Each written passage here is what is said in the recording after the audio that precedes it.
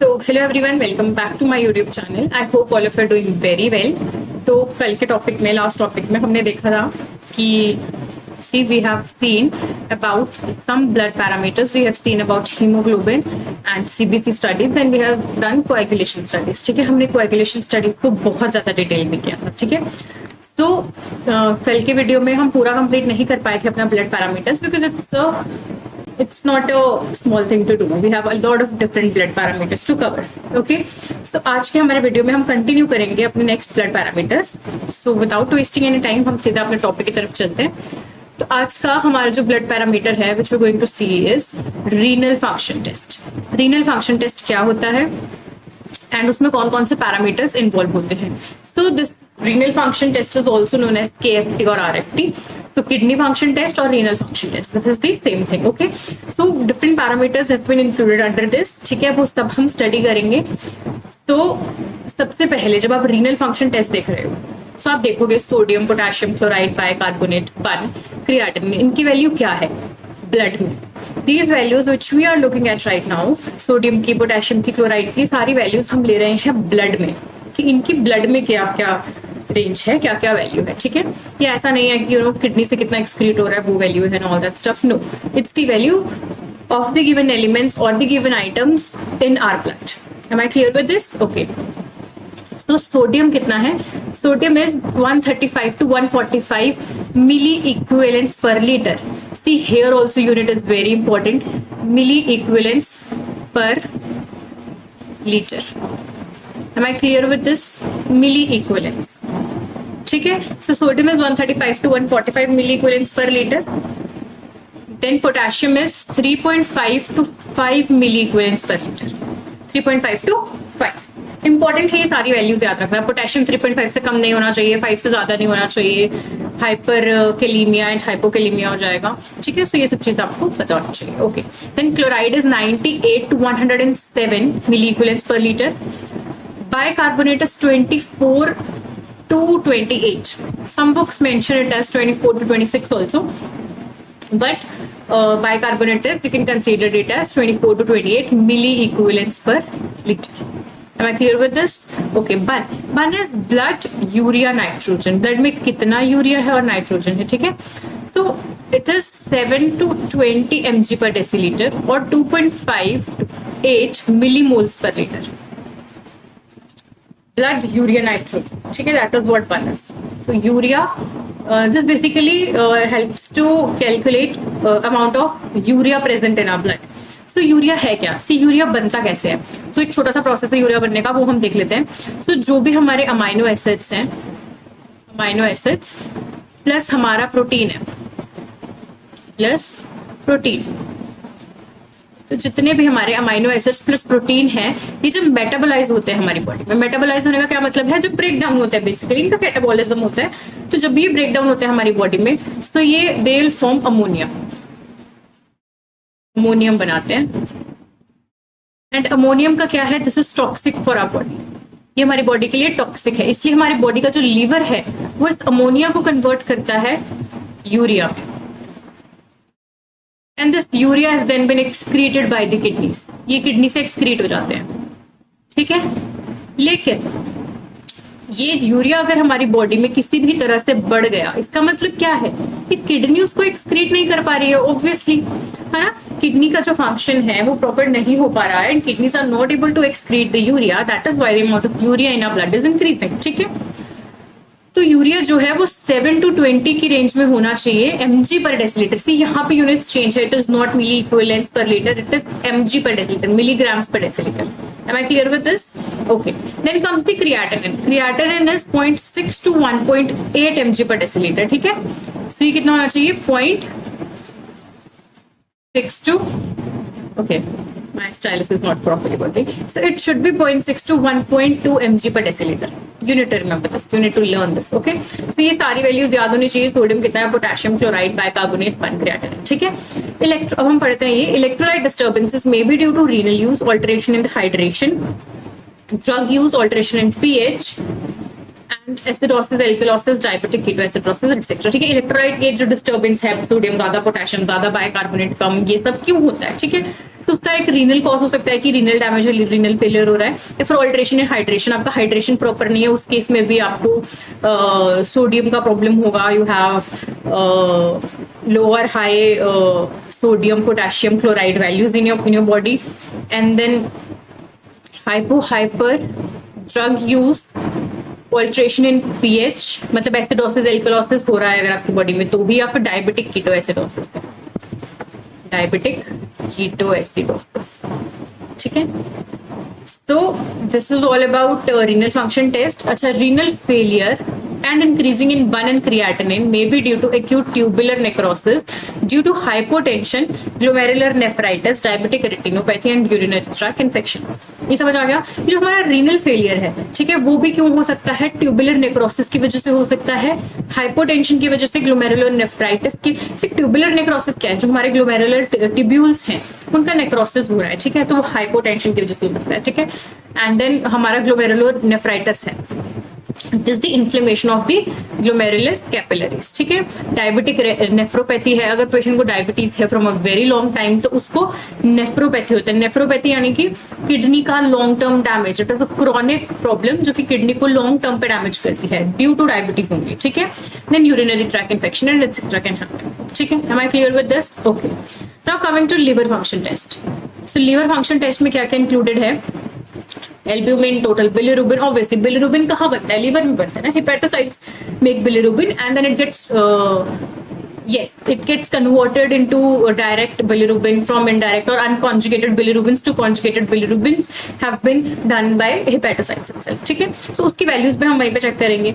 तो हमारे पास जो टोटल एल्ब्यूमिन है वो 3.5 to 5 grams per deciliter. Unit you need to remember very well, so it should be 3.5 to 5। हमने वहां पे क्या देखा था? 3.5 to 5। एक और था पोटेशियम, उसका यूनिट क्या था? मिली equivalents per litre.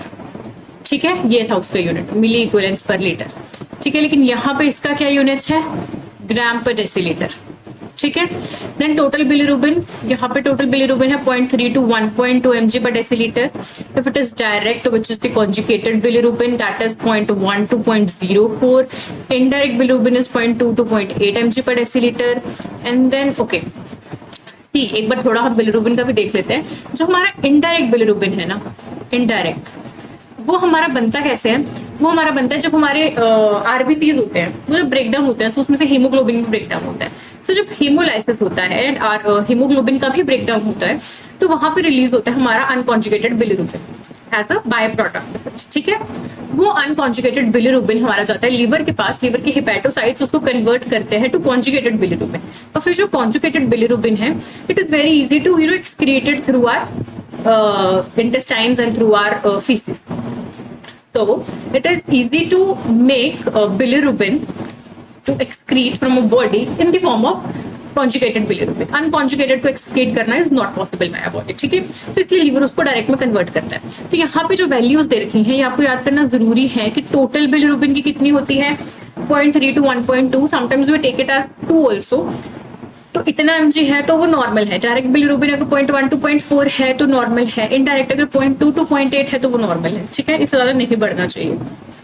Then comes to AST and ALT। ठीक है, aspartate amino transferase and alanine amino transferase, ये दो एंजाइम्स है बेसिकली, वो भी लीवर में पाई जाती हैं। अगर हमारा लीवर डैमेज है तो ये एंजाइम बहुत ज्यादा इंक्रीज हो जाते हैं, हाईली इंक्रीज हो जाते हैं। ठीक है, लीवर प्रॉब्लम है तो। ठीक है, सो AST which is aspartate amino transferase, उसकी वैल्यू कितनी है? 10 to 42 units per liter, and for alanine aminotransferase it is 10 to 40 units per liter. I'm so sorry, you guys might not be able to see it. ठीक है, so ये clear हो गया। Now in liver failure due to hepatitis, cirrhosis, serum albumin will be decreased due to reduced production. Albumin decrease हो जाएगा। Serum bilirubin will be elevated due to loss of liver metabolic functions. Serum enzyme will be increased due to leakage of the content and damaged cells. ठीक है, तो होगा क्या?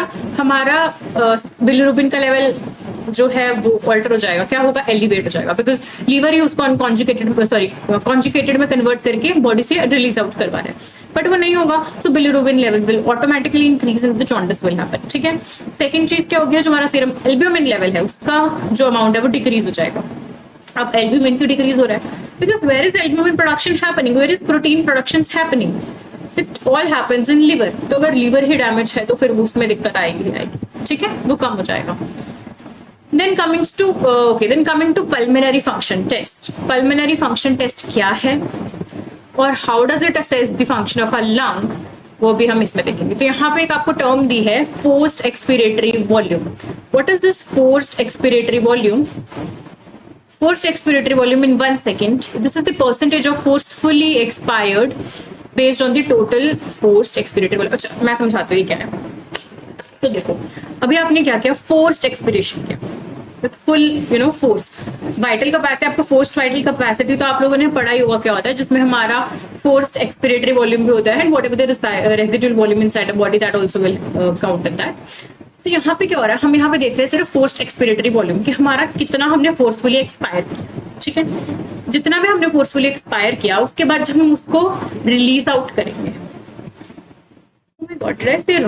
Forcefully inspire किया, I am so sorry, whatever we have inspired forcefully, उसको जब हम forcefully expire करेंगे तो उस फोर्सफुल एक्सपिरेशन में, मतलब we are doing a sudden forceful expiration. ठीक है, पहले इंस्पिरेशन था, I am so sorry, see now look at me very carefully.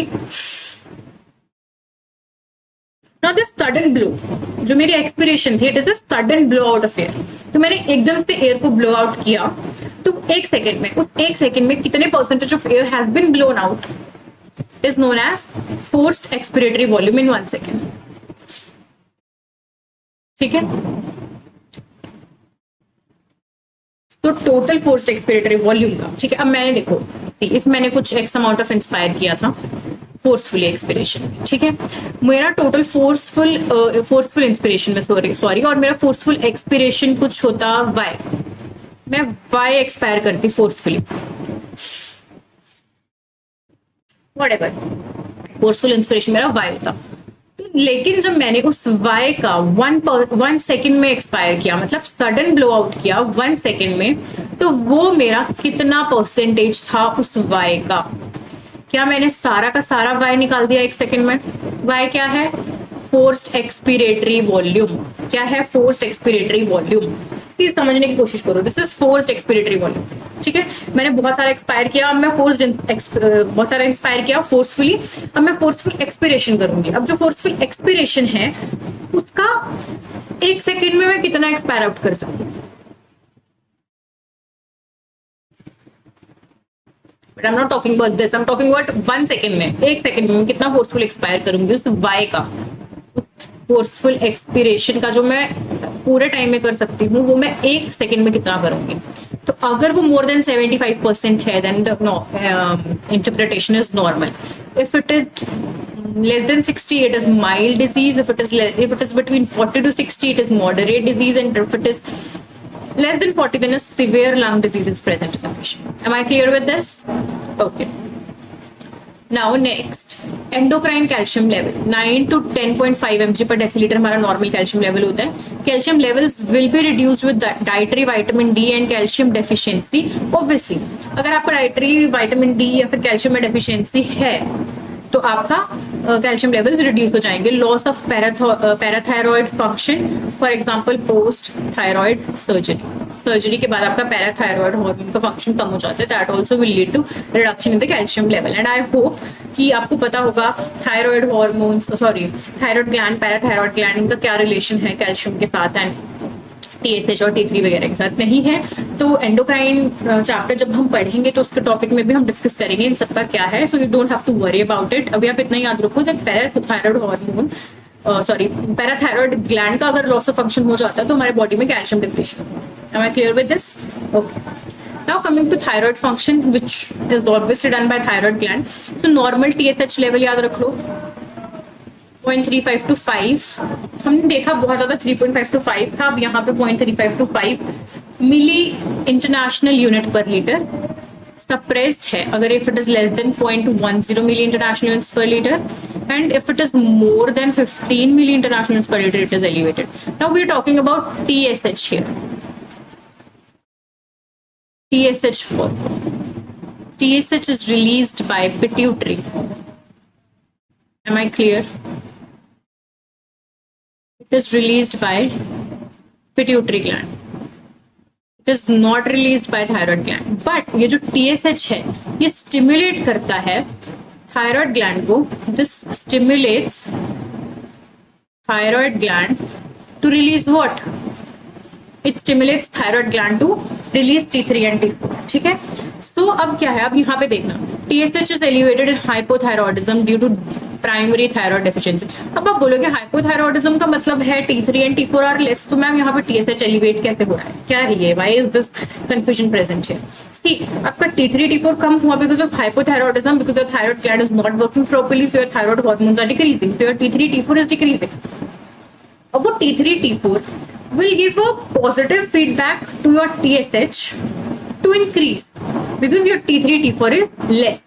तो वो उसको फीडबैक देगा कि भाई टू इंक्रीज हो and do more and more stimulation of thyroid gland, ताकि और ज्यादा T3 T4 बढ़े. तो होता क्या है कि TSH को ज्यादा स्टिमुलेशन मिलती है और TSH बढ़ाता रहता है स्टिमुलेशन थायराइड ग्लैंड पे. बट प्रॉब्लम क्या है, थायराइड ग्लैंड ही खराब है, that is also not, that is the one who is not functioning properly. So वो जो हॉर्मोन्स है वो अच्छे से रिलीज हो ही नहीं पाते, तो अब जितना मर्जी स्टिमुलेशन दे दो, बट हो क्या जा रहा है, TSH इंक्रीज हो जा रहा है. ठीक है, अब उसका ही वाइस वर्सा हो जाएगा. TSH is depressed in excessive exogenous thyroid hormone, Graves disease और सिक्रेटिंग थायराइड एडेनोमा. ये सब जो यहाँ पे बताया, 3-4 नाम लिए, एक्सोजीनस थायराइड हार्मोन मतलब जो वहां बाहर से ले रहे हैं हम. ग्रेव्स डिजीज हो गया. Graves disease is the kind of this also comes under hyperthyroidism. Hyperthyroidism का एक टाइप है, ये ऑटो इम्यून होता है जिसमें एक्सेसिव थायराइड ग्लैंड प्रोडक्शन हो जाता है. ठीक है, और सिक्रेटिंग थायराइड एडिनोमा या फिर एडिनोमा है. ठीक है, तो उस केस में क्या होगा, T3 T4 बहुत ज्यादा बढ़ जाएंगे, तो वो नेगेटिव फीडबैक देंगे TSH को, TSH कम हो जाएगा. ठीक है, normal TSH levels during pregnancy is lower than the non pregnant level. Pregnancy में हमारे जो TSH हैं वो नॉर्मल प्रेगनेंसी स्टेट से कम होते हैं. Now coming to the blood sugar profile, ये तो इजी है. रैंडम ब्लड शुगर अगर हम चेक कर रहे हैं पोस्ट प्रैंडियल या फिर रैंडमली कभी भी in a day, so it should be between 70 to 140 mg per deciliter. Fasting should always be 70 to 100 mg per deciliter. Post prandial should be less than 140 and HbA1c would be 4 to 6%. ठीक है, HbA1c का भी हम करेंगे. HbA1c last के 3 months of plasma glucose को check करता है. आपके ब्लड में पिछले 3 महीने से कितना ग्लूकोज था वो टेस्ट करेगा हमारा HbA1c. ठीक है, तो रैंडम हो गया, ग्लूकोज हो गया, फास्टिंग पे, पोस्ट प्रैंडियल पे, एंड देन HbA1c. अच्छा, HbA1c अगर लेस देन 0.5 है तो वो नॉर्मल है. अगर सॉरी लेस देन 5.7 है तो नॉर्मल है. अगर 5.7 to 6.4 के बीच में है तो हाई डायबिटिक रिस्क है. अगर मोर देन 6.4 है तो ऑब्वियसली आपको डायबिटीज. ठीक है, increase serum glucose may be elevated due to undiagnosed diabetes, poorly controlled diabetes और ड्यू टू नॉन कंप्लायंस और inadequate insulin dose. Obviously decreased serum glucose is typically due to insulin overdose, inadequately timed intake of calories in the face of insulin और oral hypoglycaemic use. Am I clear with this? Okay. Now coming to cardiac markers. Cardiac markers क्या होते हैं? Cardiac markers वो markers हैं जब आपको myocardial infarction हो रहा है, कार्डियक हार्ट अटैक आ रहा है, तो उस टाइम पे आपके जो ये कार्डियक मार्कर्स हैं वो एक्सट्रीमली हाई हो जाते हैं ब्लड में. ठीक है, तो ये क्यों होते हैं, क्या होता है, वो सब हम डिस्कस करेंगे. तो हमारे पास है troponin 1, troponin I, troponin T, myoglobin male and female, creatinine kinase MB, CKMB, and then tubular creatinine kinase. ठीक है, सी अब आप देखो इनकी सबकी वैल्यूज याद कर लेना. ठीक है, अब मैं आपको एक समझा देती हूँ. जैसे हमारा ट्रोपोनिन I है, इसका नॉर्मल रेंज है 0 to 0.1 नैनोग्राम्स पर ml. ठीक है, अब क्या होगा, ये हमारे ब्लड में जैसे अगर हमें मायोकार्डियल, सपोज कोई पेशेंट है उसको मायोकार्डियल इन्फेक्शन है तो वो 4 to 6 आवर्स में ये बढ़ना शुरू हो जाएगा. ट्रोपोनिन I पीक हो जाएगा 12 to 24 आवर्स में और नॉर्मल आ जाएगा 3 से 14 दिन के बीच में. ठीक है, तो ये ट्रोपोनिन I करता है. ट्रोपोनिन T का भी ये नॉर्मल वैल्यू है और इसका ये हमारा ऑनसेट गिवन है, पीक कब है और नॉर्मल टाइम पे कंप्लीट हो जाएगा. नॉर्मल वैल्यू से बढ़ जाएगा ऑब्वियसली जब मायोकार्डियल इन्फेक्शन हो रहा है. तो समझ रहे हो मेरी बात को? सेम आप यहाँ पे डोज याद कर लेना मायोग्लोबुलिन की, मेल एंड फीमेल के लिए, and CKMB creatinine kinase myocardial, this is creatinine kinase myocardial binding, ठीक है। So this is CKMB। अब नीचे आओ और समझो कि मैं क्या बताना चाह रही हूँ यहाँ पे। Troponin is the gold standard marker for diagnosting myocardial infection. Troponin अगर बढ़ा है बॉडी में तो that is a golden marker, golden standard marker कि आपको मायोकार्डियल इन्फेक्शन हुआ है, ठीक है। When heart muscles are damaged due to cardiac attack, troponin is released in the blood. Higher troponin indicates skeletal muscle injury. तो आप ये बोल सकते हो कि मैम ऊपर हमने मायोग्लोबिन भी पढ़ा, CKMB भी पढ़ा, why are not they specific to heart attack, अगर मायोकार्डियल इन्फेक्शन, वो क्यों नहीं है? सो प्रॉब्लम विद CKMB क्या है कि CKMB muscle skeletal muscle injury में भी बढ़ेगा, ट्रॉमा में भी बढ़ेगा, हैवी एक्सरसाइज में भी बढ़ेगा, मसल डिजीज में भी बढ़ेगा और सर्जरी में भी बढ़ेगा। तो ये स्पेसिफिक हमारा नहीं होता है आज के लिए। अगर आपकी बॉडी में बहुत ज्यादा हाई CKMB है but troponin I, troponin T is normal, so you will not go for diagnosing it as myocardial infarction, no, because this will not justifiable, क्योंकि ये इन सब कंडीशंस में भी बढ़ रहा है। तो हो सकता है कि इनमें से कोई कंडीशन हो सकता है, you must have done some sort of heavy exercise, you must have had trauma, you must have had any skeletal muscle injury, okay, so these are not the appropriate or the exact justification for myocardial infection. लेकिन troponin आई और troponin T बढ़ ही रहा है तब जो myocardial infection हो रहा है। It's very specific. Am I clear with this? Okay, so coming to the next, urine routine and microscopy, cerebrospinal fluid, neurological values and arterial blood gas. ये अब हमें डिस्कस करना है, ठीक है। अब हम ये डिस्कस कर लेते हैं। तो अगर हम यूरिन रूटीन माइक्रोस्कोपी के लिए भेजते हैं तो उसमें क्या क्या चेक होगा? उसमें यूरिन का कलर चेक होगा which is straw colour, urine की स्पेसिफिक ग्रेविटी। आप यहाँ पे इनके pH जरूर याद कर लेना। यूरिन का pH कितना होता है? 4.6 to 8, एसिडिक टू बेसिक तक पूरा डिफर करता है, ठीक है। अब ये इतना याद करने की जरूरत नहीं है कि पोटेशियम कितना है, ये कितना है, वो कितना है, वो सब याद करने की जरूरत नहीं है, ठीक है। बस इतना याद रखना कि हमारे पास यूरिन में नो बिलिरुबिन होता है, बिलिरुबिन फीकल मैटर से एक्सक्रीट होता है। नो बिलिरुबिन, ब्लड में हमारा यूरिन में no blood, no ketone bodies, no leukocyte. अगर इनमें से कुछ भी प्रेजेंट है तो वो नॉर्मल नहीं है, दैट इज एबनॉर्मल, ठीक है। एक याद रखना है यहाँ पे ऑस्मोलैलिटी कितनी है यूरिन की, it has to be 800 to 1300 milli osmole per litre. Am I clear with this? Calcium कितना होता है, ये सब मोस्टली तो नहीं पूछे जाते हैं आपसे क्वेश्चंस, तो इतना इनको याद करने की जरूरत नहीं है। बट जो भी इनमें इंपॉर्टेंट है और जो याद करना है वो मैंने आपको बता दिया। pH याद करो कि इसमें कौन कौन सी चीजें नहीं है और हमारा ऑस्मोलैरिटी कितनी है, ठीक है। RBC भी 0 होता है। Am I clear with this?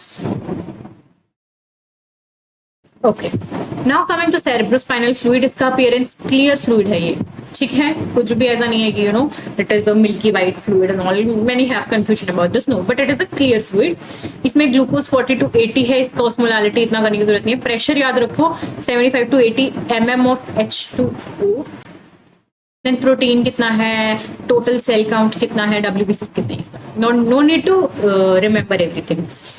Neurological value, cerebral perfusion pressure is 70 to 90 mm of Hg.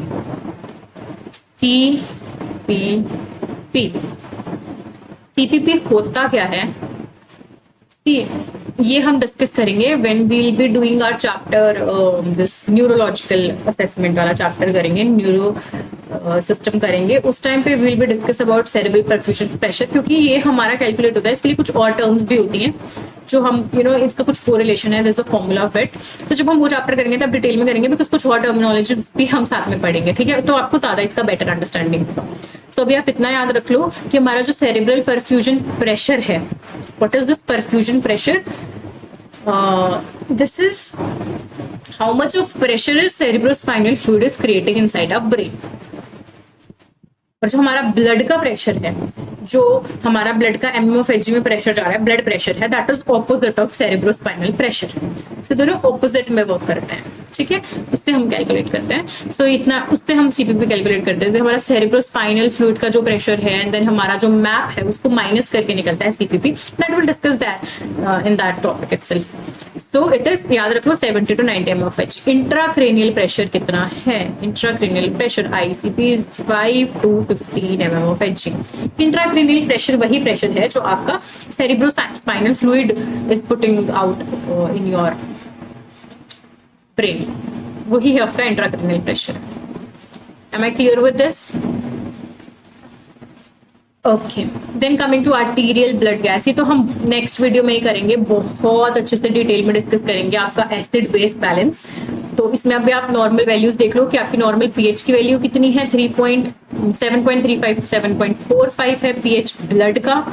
PaCO2 is 35 to 45, bicarbonate is 22 to 26 milli equivalents per litre. हमने ऊपर देखा बाइकार्बोनेट हमारा 22 to 28 बताया था। तो मैंने आपको बोला कि some books have mentioned it as 26 also, तो यहाँ पे सिर्फ 26 मेंशन किया गया है, कुछ भी होता है इतना वी कैन कंसीडर, ठीक है। O2 saturation is 95 to 100% and PaO2 pressure of oxygen, partial pressure of oxygen is 85 to 100 mmHg। Am I clear with this? ये आपका अच्छे से नहीं अगर समझ आया आर्टीरियल ब्लड गैस तो कोई इशू नहीं है, ये हम बहुत डिटेल में करेंगे अपने नेक्स्ट लेक्चर में। एसिड बेस बैलेंस अच्छे से पढ़ेंगे, बहुत इंपॉर्टेंट टॉपिक है, बहुत जगह पूछा जाता है, तो उस जगह पे हम करेंगे। तो आई होप ये बहुत अच्छे से क्लियर हो गया हो। मैं जितना भी इस टॉपिक में आज के टॉपिक में समझाना चाह रही थी, आज में हमने देखा रीनल फंक्शन में क्या क्या इंक्लूडेड है, then we have seen liver function test में क्या क्या है, pulmonary function test, we have seen some endocrine function test जिसमें हमने कैल्शियम थायराइड की बात करी, then we have seen our blood sugar profile, then the cardiac markers, very important, which one is the most important cardiac marker to assess myocardial infarction? Troponin, and then we have seen urine routine and microscopy, cerebrospinal fluid का parameters we have seen, what and all parameters are included। so, जब भी आप spinal fluid को भेज रहे हो ना lab में असेसमेंट के लिए, तो ये चीजें आप उसमें असेस करोगे। आपको टर्म्स या वैल्यूज याद नहीं है, that is fine, but you should remember the terms, वहां पे एक्चुअल में व्हाट दे आर असेसिंग, ठीक है। Then coming to this neurological values, कौन कौन सी न्यूरोलॉजिकल वैल्यूज हैं, CPP and intracranial pressure, and then coming to articular gas. I hope ये अच्छे से क्लियर हो गया होगा आप सभी को। प्लीज पिछली वीडियो भी अच्छे से देखिए, ये वीडियो भी अच्छे से देखिए और सारे ब्लड पैरामीटर्स को अच्छे से दिमाग में बिठा लीजिए, क्योंकि ये बहुत इंपॉर्टेंट है और बहुत ज्यादा हेल्पफुल भी है आपके लिए। So yes, thank you very much for watching. Keep watching my videos. Thank you very much.